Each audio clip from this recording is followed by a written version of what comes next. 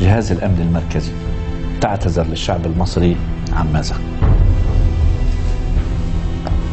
ما تقول لي ما ارتكبتوا أخطاء، ما تقول لي إنه ما كان في تجاوزات، ما تقول لي إنه صار معكم أحداث كان فيها أخطاء كبيرة تجاه المواطنين.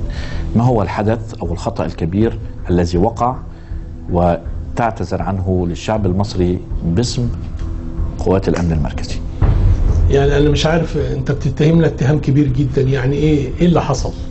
فهمتش حاجة. لا بالعكس، يعني أنا بقول للشعب المصري اليوم كل إنسان منا يخطئ، كل جهاز يخطئ، كمان لله، ما فيش حد ما يخطئ. ما هو الخطأ الكبير الذي بتعتبروه كجهاز أمن مركزي أخطأتم به بحق الشعب المصري وتعتذرون عنه اليوم مباشرة على الهواء؟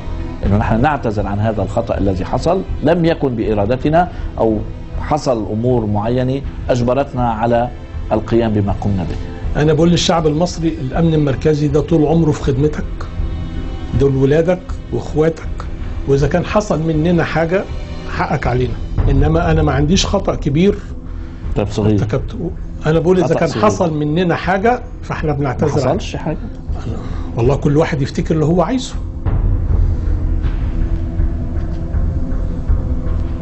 حضرتك كمسؤول بروح المسؤولية اليوم وبجرأتك كمسؤول، ألم يحصل أخطاء